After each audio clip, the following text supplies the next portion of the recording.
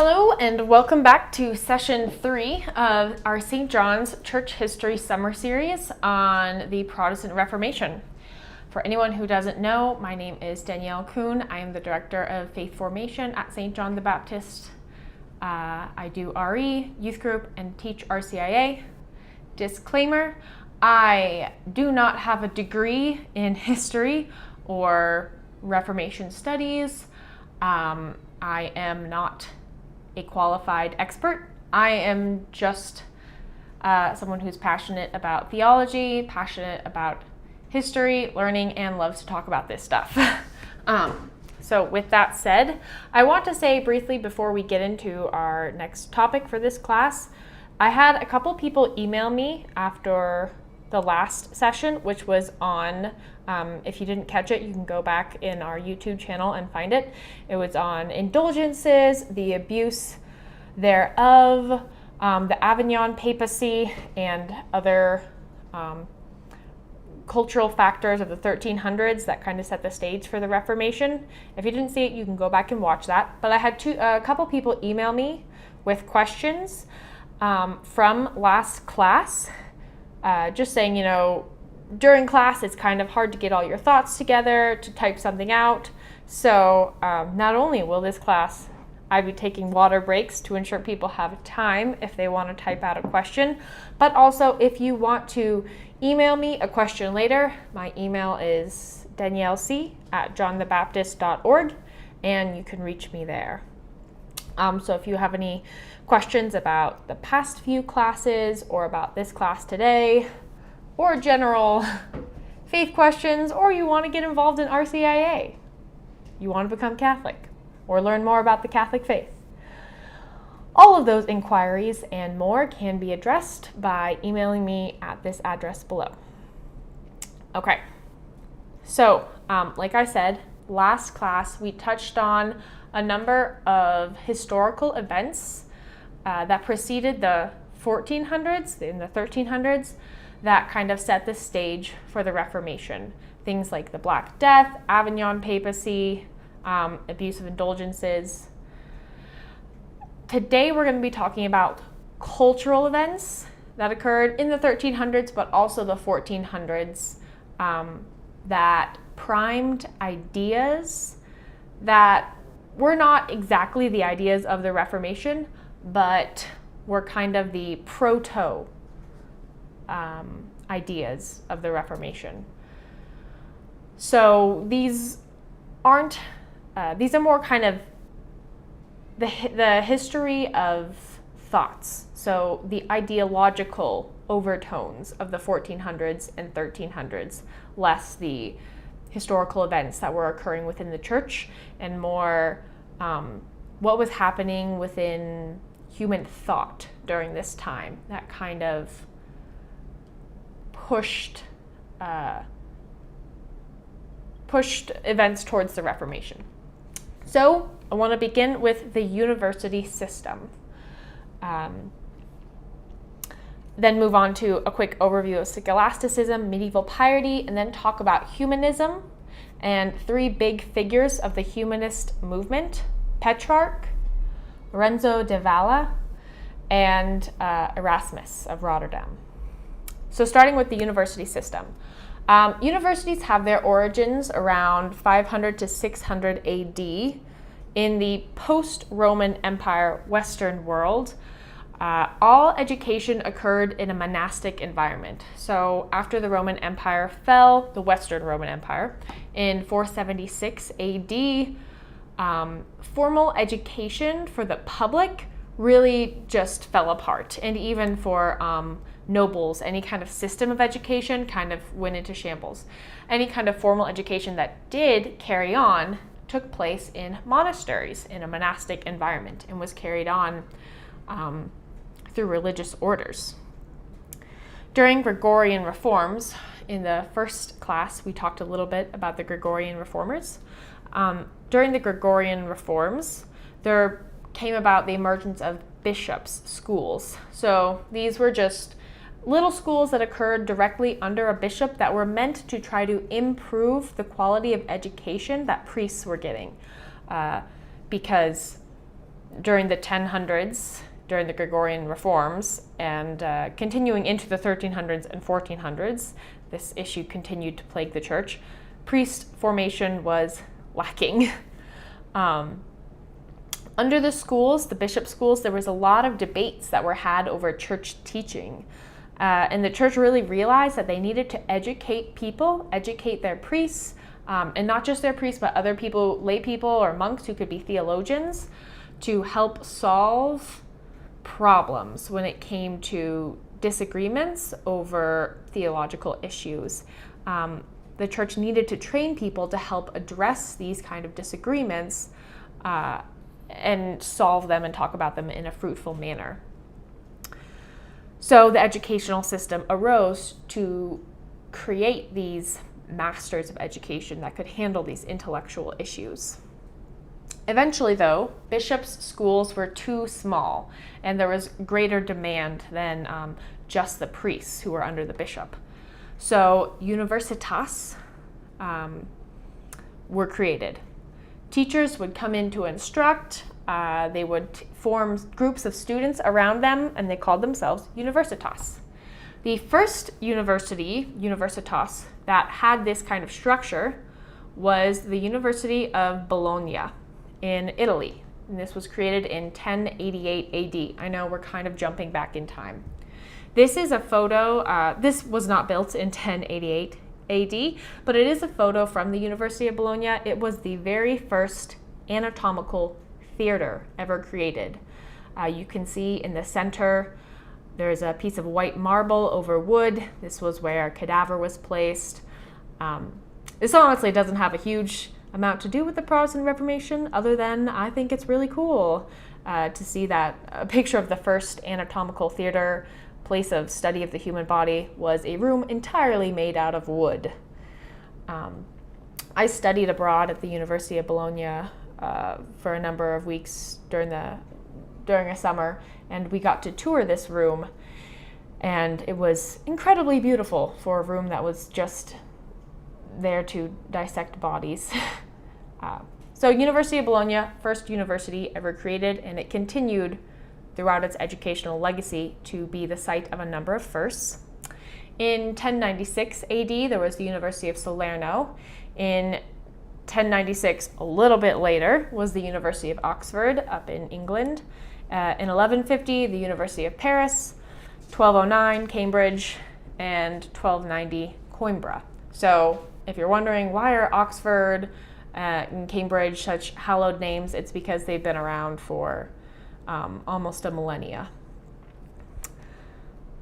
Structure. So these universities had a certain structure that would not look that familiar to us today. There was an administration. It had student involvement, but it was mostly run by either the church or secular state rulers who, remember, were just as religious as the church, nominally, at this point. So it's not like there was a division between private religious institutions and secular public universities. They were all pretty religious at this point. Medieval students at universities could sometimes be a bit unruly. At universities, the whole point was we're trying to educate people to be good at arguing, and in being good at arguing, solve problems. So university students loved to argue, and they would challenge everything. So they could be kind of a testy bunch. Depending on who was financing them, too, universities could have different personalities. So though it was a completely Catholic world at this point, still you're going to get universities with very different ideological views depending on where the money's coming from. In terms of course of study, this also looks very different from our university today.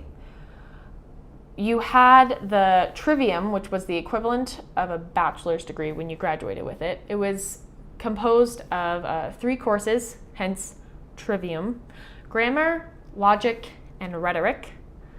And together, all of those were supposed to be the 3 pillars of grasping truth. So I have this little diagram here that shows they really formulated the trivium to try to model the Trinity. You had these 3 aspects of truth that were different, yet they were all one truth. So you can see religion still deeply permeated the educational system. So you had the trivium first, and that was like a basic study, and then after that you would have the quadrivium, which would be geometry, arithmetic, music, and astronomy. And when you had both of these together, the trivium first and then the quadrivium, it took about 6 years to finish everything, and it was the equivalent of a bachelor's degree. After this, you could continue to get your master's in either law, medicine, or theology, which took another 4 or 5 years. And after obtaining your master's, you were qualified to teach other people if you wanted to. So how would these students have learned? Again, the purpose of the university is teaching students how to create and dissect and solve arguments, solve dilemmas. So it's structured around this purpose. You have lectures, and then you have public disputations. In lectures, teachers would read, pausing often to give notes, talk about the texts, help interpret and give inferences into the texts, and then students really just were there to listen to the teacher who was instructing on whatever text it was. And then 2, you would have public disputations. These could be either formal or informal. Think of like a formal debate or an informal debate. And this encouraged more student discussion and response. So it was basically take what you've learned during these lectures and argue about it. Come up with your own takes on it, and then critique other people's takes on it, and then respond to the critiques of your take on it. And sometimes they could be very well-mannered and well-behaved, and sometimes they devolved into all-out brawls. A lot of fun. Importantly, out of the university system, out of this school where you were learning by arguing and critiquing arguments, there came Scholasticism. So Scholasticism is a very famous and very Catholic form of learning, and it's a school of thought. There are a lot of famous scholastics. Think Thomas Aquinas, maybe the most famous scholastic, but there are plenty of other ones. Peter Abelard, Peter Lombard, Duns Scotus. A lot of brilliant thinkers were scholastics. So they learned through a form of question and answer. And if you ever read any scholastic writings, like Thomas Aquinas' Summa Theologica, that's how their writings are structured too, with a question and an answer, and then an objection to the answer, and then an answer to the objection, and so on and so on. It was a very rigorously logical system. If anyone has ever picked up some Thomas Aquinas, he's a beautiful writer, but he's very structured. And for some people, that's absolutely beautiful. And it's like, yes, thank you for having such clear, precise, and well laid out structure to your writing. And for other people, it's infuriating because they want it to sound a lot more flowing and artistic. But it's very rigorously logical. And it proceeds in a very logical manner, which again, for some people is just wonderful and the best thing you could ever read, and for others is the worst thing they could possibly imagine reading. They would do this just on theological issues like the Summa Theologica, but then they would also do this with biblical commentary. So they would take a biblical passage and they would ask questions and then respond and then critique their responses and have responses to the responses of their responses. And then, so they would have those commentaries on the Bible, but then they also began to have commentaries on other commentaries. So imagine Aquinas' Summa Theologica with all its questions, objections, answers. And then there would be whole other scholastic writings on the Summa Theologica where they would take a response of Aquinas's and ask a question and then give a response and then a critique to that response. So it could get involved and develop many deep layers very quickly. Later, we'll really see Luther did not like this manner of teaching. He was pretty against it, even though he was an Augustinian monk. And other humanist thinkers, as we'll get into later this class, really responded negatively to scholasticism after a while. And we'll talk about why later. But Aristotle was also really, really big in scholastic thought. So Aquinas called him the philosopher. That's a pretty big kudos if a writer as brilliant as Aquinas is calling you the philosopher in capital letters. Platonic philosophy really dominated early medieval thought, but then it switches more towards Aristotle as Christianity interacts with Islam. Islam, prior to Aquinas, had access to the writings of Aristotle. So in Islamic philosophy, there are a lot of references to Aristotle as well. And Aquinas did a lot to integrate both, although he calls Aristotle the philosopher, he also works with Plato and does a lot to integrate both Plato and Aristotle into Christianity. Before moving on, I want to note that sometimes people critique Christianity by saying, oh, there's so much Platonism in it, or there's so much Aristotelian thought in it. Both Plato and Aristotle, notably, were not Christians. There's this line of thought that Christianity is just ripping off of Platonism. It's just ripping off of Aristotle's writings. And that, in fact, it has nothing to do with being its own authentic religion, but it's just this new form of Platonism. To which the very simple response is that there are many philosophies in the world and many different systems of thought. And just because they don't contain the fullness of truth does not mean that they don't contain some truth. So there is a lot in pagan Aristotelian philosophy and Platonism that contains truth. Aristotle and Plato were not stupid men. They were pretty brilliant. And though there are some things that they write about that we as Christians would completely disagree with, there's a lot that they get right. There's a lot that they speak about that really is truth. Saint Edith Stein, who was an atheist who converted to Catholicism during the early 1900s and then eventually died in a concentration camp because her ancestry was Jewish.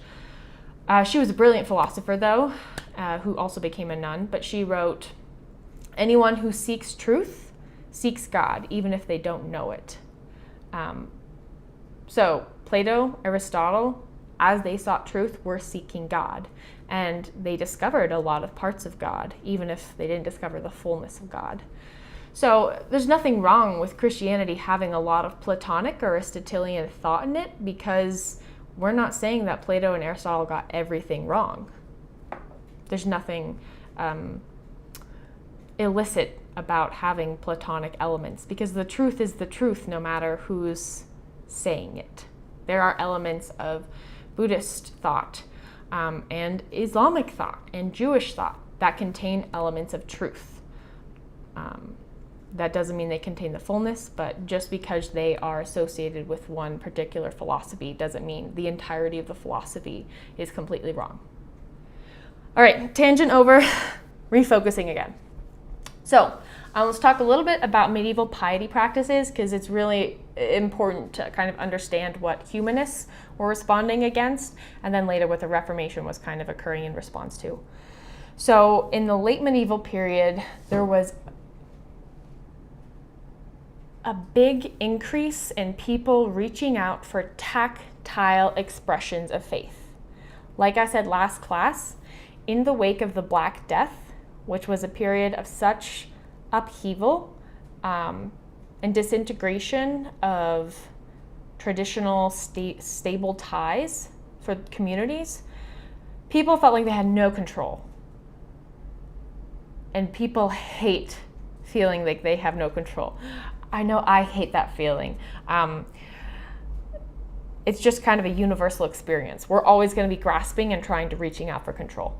So a lot of these late medieval piety practices, which saw an increase of the veneration of the saints to occasionally an improper level. An increase in pilgrimages, an increase in going after indulgences, an increase in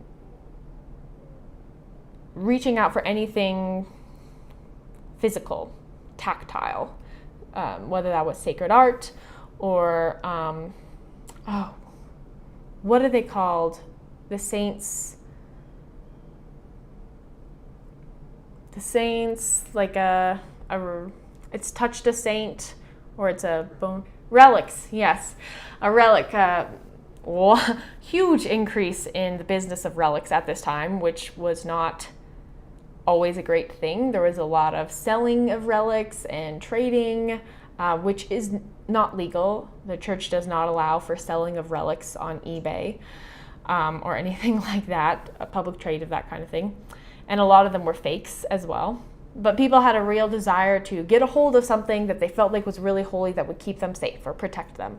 So there were a lot of towns that would suddenly and mysteriously have a shrine at them and say that, oh, if you come to our shrine, if you make a pilgrimage to our shrine, you'll receive like these kind of heavenly benefits and indulgences and special healing powers. Why did some towns want to do this inauthentically? Because it brought in a lot of money to the town. For you to say that there's a shrine, all of a sudden you're going to have pilgrims pouring in. They need places to stay. They need food to eat. They want souvenirs to buy. They want to try to buy some relics that may or may not actually be real and take them home with them.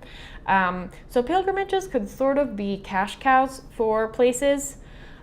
This is not saying that pilgrimages are bad, but during this time period, there were towns that were taking advantage of pilgrimage, which should be a beautiful thing. They were taking advantage of them because there was a little bit of a lack of oversight and kind of coming up with shrines overnight and inviting people to them to receive all the graces and all the good things, all the good holy things. The laity really expressed a desire for tactile methods of sanctification. So again, they want to know, what can I do? I don't feel like anything is certain in my life right now. I need you to just give me a list that I can do. I need to know what the check boxes are that I have to hit off. So things like the rosary became incredibly popular. There was a rise of devotional practices and feast days, and those kind of things are great. People participating in the rosary more, awesome. People participating in feast days and pious devotions more, also fantastic. Like, those things are good in and of themselves. However, if they are approached with, I'll get rid of this finally. If they are approached with an intention that is doing the action not for God, but you're just like using it, you're doing the thing not because you love God, but because you're trying to have control, or because you want to look a certain way, or because you want to feel almost like you don't need God. Like, if I do these things, if I do these practices, then I don't even need God because I've assured my own salvation by doing all the things. That is a really negative and toxic mindset. And that actually distances us from God, because anytime we think that we can procure our own salvation, or we by our own merits can handle everything in this life, it's gonna go poorly. It just is. So there was also an increase in narratives of the Passion. So people would write like artistic depictions of the Passion. Stations of the Cross became a lot bigger. Definitely a rise, like I said before, in devotion to the saints. In one aspect, that's because they felt more reachable, more easier to connect with, because they're human. But just like all these other things, there is a line, and there were people during this time period who crossed that line from proper veneration and honor given to the saints to treating the saints with more honor and love than they treat God. God should always be here, number one, and saints should be, in a place of veneration, but not above God. And there could occur during this time period instances where people gave such attention to the saints so as to eclipse God in their lives. And anytime you are giving so much attention to one thing that it eclipses God, it's bad news. Stop there. Warning. Red flag. Okay. So in general, takeaway from this is people feeling a lack of control want to have access to do things for their own sanctification. They want to feel like they can control that more. And sometimes this was a great thing, and sometimes it was not so great of a thing because it was pushing God out of their life and saying, I can do this on my own with all the good things. All right.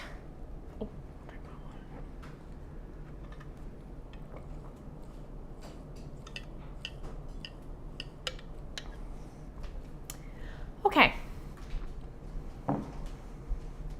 Next is humanism. So humanism is an ideological movement that began in the 1300s, but really got into full swing in the 1400s, and was a driving force in the Renaissance. I should clarify there is a distinct difference between Renaissance humanism and modern humanism. So, modern humanism is an atheistic movement that glorifies human reason above all. It kind of fits in with empiricism or scientism in this ideology that says the intellect is the end-all, be-all. It kind of makes an idol out of reasoning and rationality and says that, as long as I'm rational, as long as I use my human faculty of reasoning, I can do anything. And I don't need anything else in life. That's modern humanism, kind of a glorification of the human person over all things. Renaissance humanism is different. Similar in some ways, but importantly different.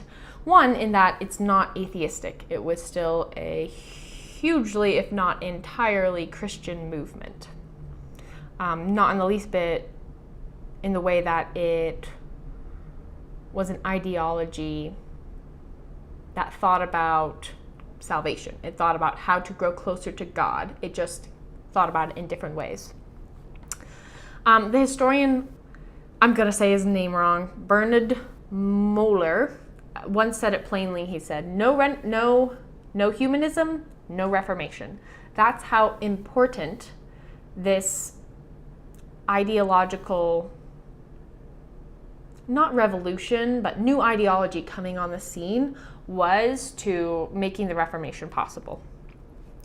The humanism was not, at its heart though, it was not trying to break away from the Catholic Church initially.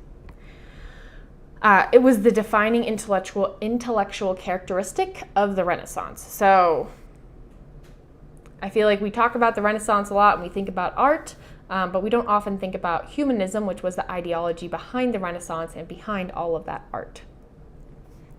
Renaissance humanism, still very much Christian. It was a push to embrace more the goodness and capabilities of humanity. So unlike modern humanism, which says the goodness of humanity is supreme and our capabilities allow us to conquer the world and we're the best thing since sliced bread, Renaissance humanism is more just saying, hey, we've come from a period, 1200s, 1300s, Black Death, where we just sat around and bemoaned how awful humanity is and how we're suffering divine punishment and how we are worms. Maybe just tone that down a little bit and appreciate that humanity actually does have some good things going for it and we can do some good things sometimes. Maybe we're not worms. it wanted to place anew an emphasis on the beauty of human thought and education and artistry and action. So one really characteristic element of humanism is that it embraced the classics. People are rediscovering and relearning and giving more attention to classical writings. So Greek and Roman writings, Livy, Cicero, Pliny, Virgil, Homer, all of those ancient classical authors and all the works that they wrote, including Plato and Aristotle and Epicurus and all these other ancient philosophers, Renaissance humanism turned towards those writers and was saying like, hey, they may not have been Christian, but they were human, and humans can think good thoughts sometimes, even if they're not Christian. So maybe they're still worth reading. Maybe, Homer's Odyssey and Iliad can still be good books, even if Homer wasn't a Christian. Maybe we can still appreciate some beauty and some truth and some human goodness in these works. So it was a push towards the classics. It was also a push towards relearning ancient languages like Latin, Greek, and Hebrew, because they wanted to return to the source, ad fontes, ADFONTES.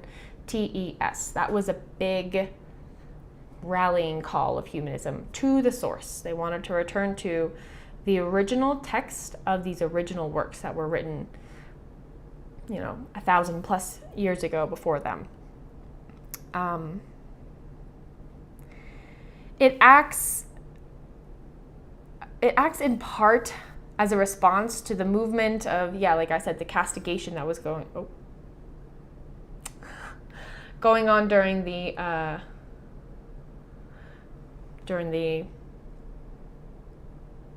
got off track. I need to focus again. Black Death, divine punishment. Again, saying like maybe humanity can do some good things and turning back to antiquity and appreciating all these works that came beforehand. It also occurs as a response against scholasticism. Oh my goodness. I'm just going to let that happen. Honestly, I'm just going to let those messages pop up because it's going to be too much work to turn them away. Okay. So scholasticism is a truly valuable method of education, and scholastic writers gave so much to Catholicism, so much. The Summa Theologica is dense and incredible, and if anyone gets through it in a lifetime, it's impressive, and we should clap for you. The work that they did for theology, mathematics, philosophy, science was incredibly valuable. But at the time, it was also the sole method of education, and you can kind of imagine how some people wouldn't be on board with that.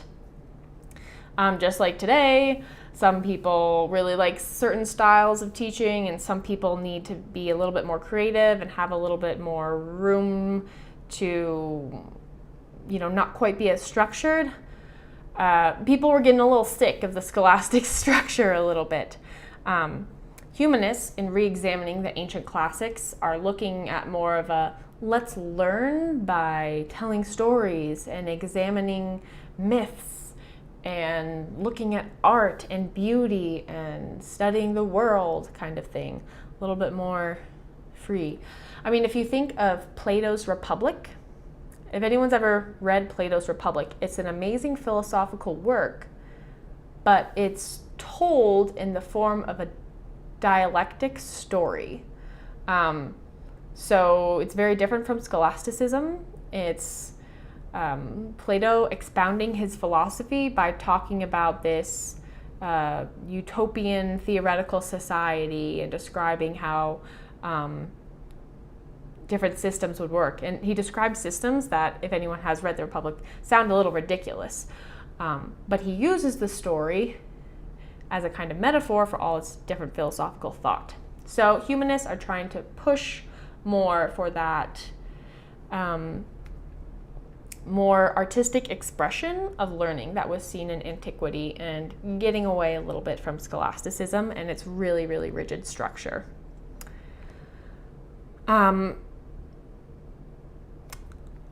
With the ad fontes, the trying to go back to the source, humanists were also pushing for returning to the original texts of the Bible. So wanting to read the Bible in the original Greek and original Hebrew and original Latin, like St. Jerome's original Latin translation. And you can kind of understand why this is happening, why people are trying to say, look, can we just get back to the original translation? Like, I want to read what it looked like when it was first written down. Because the church has not had very good PR recently. The Avignon papacy did not look good for the authority of the church. So to have this educational movement that says, I'm feeling really uncomfortable and not so sure about the authority of the church right now. My pope's been in France for the past 70 years. I'm really having a crisis of authority. I need to go back to the original texts of the Bible. If I can just read those, then I'll feel a lot more certain and a lot more okay about everything. Again, even if it's not a medieval piety practice, you still see this reaching for control. We want to have some kind of control so we can be sure, so we can know. Humanism, though, also did look to the future just as much as it looked to the past. So just as much as it was looking to antiquity, it was looking towards the future. They were very big on the notion that human enlightenment in that learning, educating oneself, gaining self-knowledge, can aid their person in a religious journey. And to talk more about that, we are going to introduce the first of our humanists that we're looking about, Petrarch. Look at him in his beautiful leaf crown. Would have fit right in at a Coachella in 2017. Petrarch is often called the father of humanism. He lived in the 1300s, so he really was pretty early on before 1400s was kind of maybe like the heyday of humanism and the Renaissance and all these things coming into being. And Petrarch, he was doing it before it was cool. He was studying the original sources before everybody was doing it. So he's very hipster. He's living during a time when the Black Death and the Avignon papacy is going on. So he's got a number of crises going on during his lifetime. He studied the classics, Greek, Roman literature, Latin, epic poetry, and he really starts this push to return to the classics. We should be reading these, they're beautiful. We should be learning Latin, we should be learning Greek. There was a little tension in that because there's still this notion, there is a notion among many Christians that we do not read the pagan literature. That is a no. That is a no-go. So Petrarch pushing for reading Homer and Virgil was a little uncomfortable for some Christian circles. They were a little bit nervous about reading someone other than the early church fathers. Early church fathers, awesome, great, wonderful writers. But as I said before, just because a philosophy doesn't contain the fullness of truth doesn't mean that it doesn't contain any truth. Similarly, a book written by a pagan or, today an atheist or even someone who's anti-religious does not mean that it can't contain elements of truth, beauty, and goodness in that book. I would say if you're reading an author like that, you always want to read with a more critical eye and a mind that's really aware of what you're reading. But there's nothing wrong with reading pagan literature as long as you are mindful, because it can have many beautiful, good, and true things in it. And this is what Petrarch's pushing for. He writes this long work called The Ascent of Mount, I'm going to mess this up because it's French, Ascent of Mount Ventoux. Actually, if anyone ever wants to read that.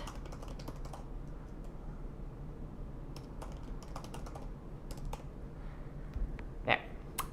It's not that difficult to read, and it's not that long either. But in it, he's kind of adopting this classical way of speaking where he's telling a story. And in telling his story, that's how he's communicating his philosophical ideas. In the story, he describes himself trying to climb this mountain, and all the pitfalls and things that help him ascend the mountain. The mountain is symbolizes goodness and God. So what helps him grow closer to God, and what stumbling blocks he encounters along the way. So he communicates this vision of the immense challenge that people have in growing closer to God and knowing him, because they are human, and God is God. But in this, he describes how learning the classics and educating oneself can assist one in their religious purpose. So in growing closer to God. So what's his thesis? His thesis is classical learning, even though they're pagan things, some of them, can still help us grow closer to God. We can use these things to help us in our faith journey. And he says we can do these things because, one, it educates us on ourselves. We can learn more about ourselves, gain self-knowledge, gain knowledge of what it means to be human. Two, we can gain knowledge of goodness in general. So what is the good? What is the beautiful? What does truth mean? These are questions that are not unique to Christianity, right? Like everyone, not enough people think about this these days, but everyone should be asking themselves, what is beauty? What is truth? What is goodness? These are not questions that only Christians get to think about. And Petrarch saying, the people, the classic authors, they wrestled with these questions too. And in reading them, even though they didn't know the person of Jesus Christ, we can still learn more about beauty, truth, and goodness. And when we know those things, when we know more about those things, we know more about God, so we can grow closer to him. He's really big on the humanist idea that the more educated you are, the better equipped you can be in helping yourself in your efforts towards goodness and towards God. And today this makes a lot of sense, right? Like if you're educated, you can protect yourself from things like superstition or bad arguments or, not being able to understand theology. If you educate yourself, you equip yourself with the tools to bring yourself closer to God. But Petrarch also acknowledges in his work, Ascent of Mount Ventoux, however you say it, that you still can't do this by yourself. Humanity, even if they learned for years and years and years, they're not going to be able to grasp God all on their own. They still need grace and the church, and for God to reach down to them too and aid them. So, takeaway from Petrarch's contribution to the eventual ideas that spurred the Reformation was this idea that humans have the capacity to grow closer to God through education. Now that's Petrarch's thing. Humans have the capacity to grow closer to God through education.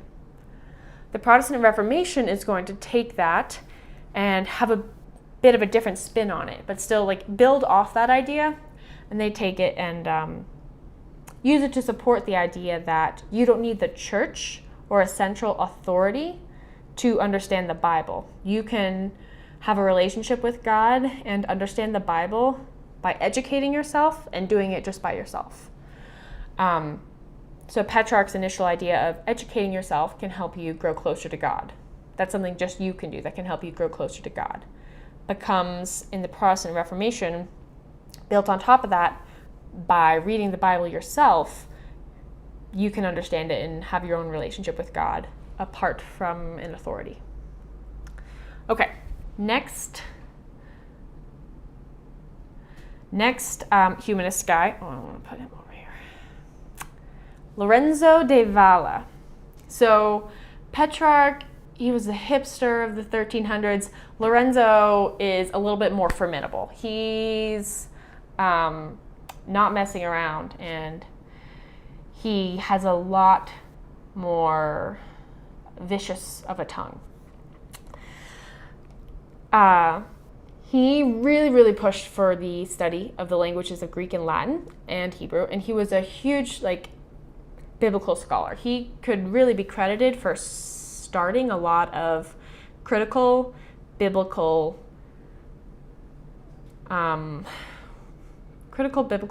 discussion, commentary, historical biblical discussion. He actually exposed a number of supposedly ancient Christian writings as hoaxes that were written not in the time of the early fathers, but rather 1,000 years later, through his critical analysis. In learning Greek and Latin, he was able to show that these are fake. These were written 100 years ago, not during the time of Augustine. And that shook a lot of people up because these specific Christian writings were very popular at the time. So he spurred a lot of historical, not criticism, but being critical of such documents. He really did not like Scholasticism. He was one of those humanist thinkers who was like, ugh, Scholasticism, blech, gross, so cringe, so dusty. He really didn't like philosophy that much either, although he did a good deal of philosophy. He kind of had a love-hate relationship with philosophy and theology, but because of philosophy's strong association with Scholasticism, it gave him a bad taste in his mouth for it. Similar to what Luther later is going to struggle with, and we'll talk about it later, but Valois really thought that Scholasticism could strip away a faith. Like faith should be something alive and vibrant and just, what's the word when it's moving back and forth? I don't know, fluid. And he thought Scholasticism just sucked the life out of it and made it all about defining God and defining one's faith and making little categories for every single thing about your faith. And he hated that. He really hated it. He was extremely derisive to the scholastics. He thinks rightly that there is so much of God that we can't comprehend, and took a little bit of offense. He kind of thought that the scholastics were trying to know everything about God, and he thought that was a little bit arrogant of them. Now, there's definitely a middle ground here. Valois has a point in that God is always going to be bigger than human reason.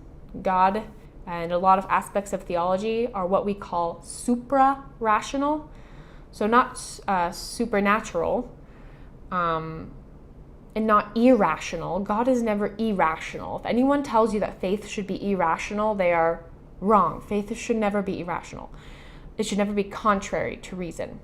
However, faith can be supra-rational, which means it goes above reason. It occupies a space that reason cannot comprehend. And Valois is right about that. However, I think he takes it a little bit far, because scholasticism, with its definitions and maybe occasional dusty mannerisms, does a great service in trying to know as much as we can about God. Just because we can't know everything about God doesn't mean we can't know anything about God. And we should strive to know as much as we can about him. So Valois was a little bit, maybe should have backed off a little bit on the scholastics, but not to say his basis for his dislike was entirely incorrect. So takeaway from Valois for the Reformation is Valois' dislike for the scholastics and impatience with philosophy is later displayed in a lot of the Reformers.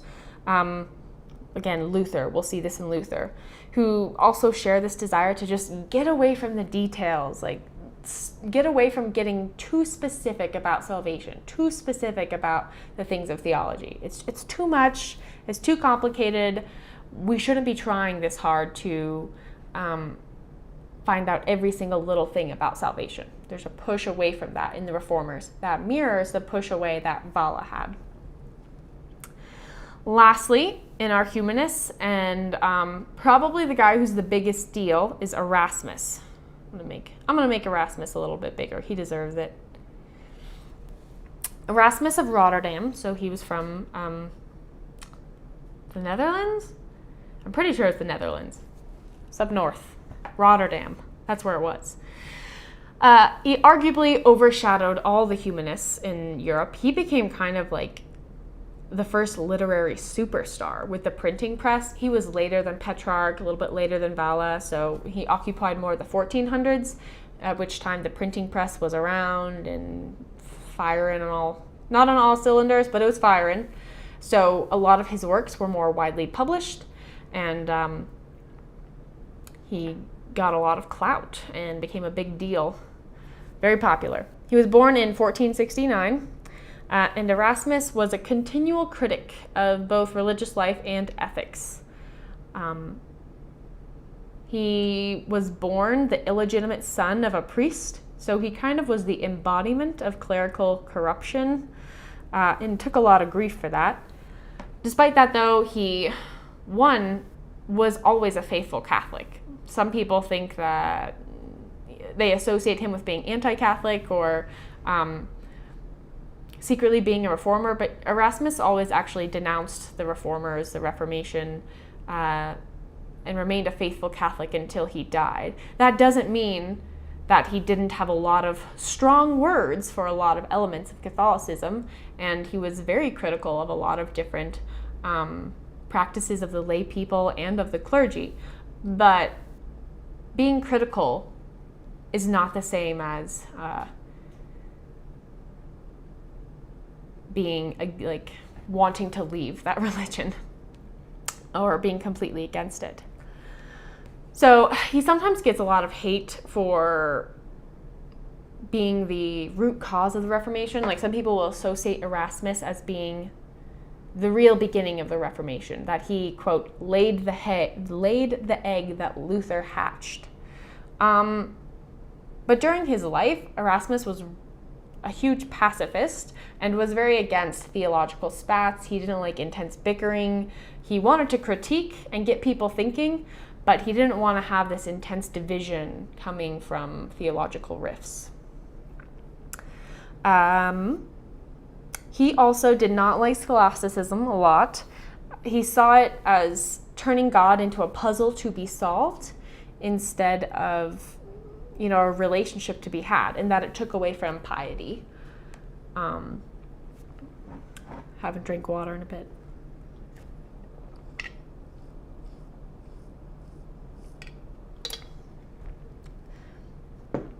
So he's also very critical of people who place too much emphasis on rites and symbols. Anyone who he thinks is valuing too much the physical. Earlier I talked about how there was an increase in the lay people in trying to grasp tangible means of sanctification. Erasmus saw this and got really disgusted when he saw it go over the top, because he was very critical of the fact that many people had the wrong intentions underneath. Erasmus wrote a lot about needing to be authentic in your faith and having the correct inner disposition that desired God first and foremost. Catholicism and humanity, I just want to stop and kind of meditate on this point, because it is something that we continually see come up in Catholicism. Catholicism and humanity, they're always going to have this tension. We are both body and soul. Spiritual and corporal. And because of this, we're constantly having to defend against these two extremes. On the one end, there's this extreme of totally denouncing the physical and only extolling the spiritual. Like, all I need is faith. All I need is to just say I believe 3 times. All I need is to take a deep breath and follow my heart, and that'll always be right. And there's a real danger there, in getting lost in our own clouded minds. Like, if we think that we can just close our eyes, consult our spirit and our heart, and read a Bible passage and always get the right answer, we're kind of deluding ourselves, because we have a darkened intellect. And as much as we might think we're smart, we have a tendency to be really, really stupid and interpret things how we want to interpret them and feel things that we want to feel. So to simply extol the spiritual and say, we don't need any physical things, I'm just going to kind of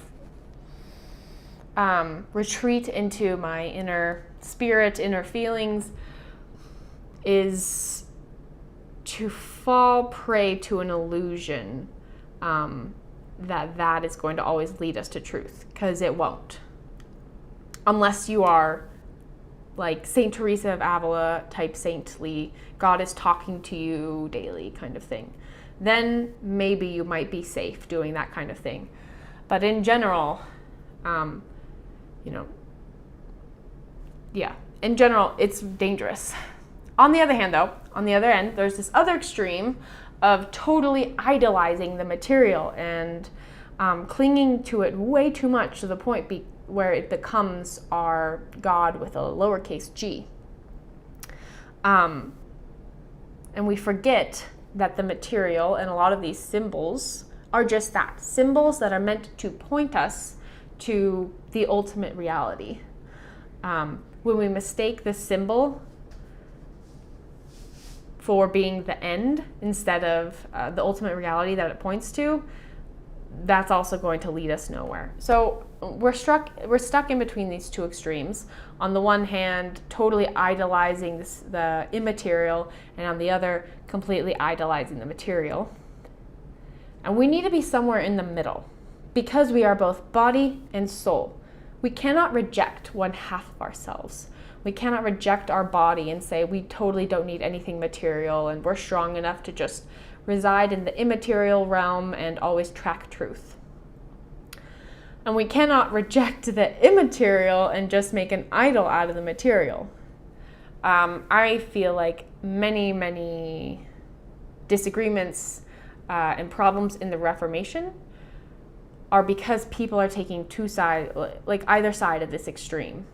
Prior to the Reformation, we see a lot of cultural practices within Catholicism that seem to be on the side of idolizing the material and taking the symbolic too far and forgetting that the symbolic symbolizes ultimate reality and it's not ultimate reality itself. But then in response to that, taking the material too far, I think the Protestant Reformation sees a lot of the rejecting the material to an extreme. We need to be somewhere in the middle, and that's a difficult tension to live in, but it's a tension that, as Catholics, that's where we are. Catholicism, I think, could be really defined as a religion of tension, of paradoxes, of striving for perfection while also recognizing that we're never going to be perfect, striving for sanctification even as we recognize our utter lowliness, having incredible joy at the fact that God loves us while also having incredibly deep sorrow at the fact that we are broken and there is such sin in the world. Embracing the fact that we are spiritual beings while also remembering that we're also material beings, and we have to be both of those things. Recognizing that we have free will, but then also recognizing that we do no good thing without the assistance and grace of God. Catholicism is all about paradoxes. And that makes it so beautiful and so much more interesting and exciting and fantastic. Let me just make sure I got through all my notes here. I did get through all my notes here.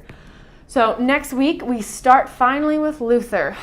We're going to talk about his 95 Theses, how he was first an Augustinian monk, all the bones he had to pick with the Catholic Church, his interior spiritual crises that were going on.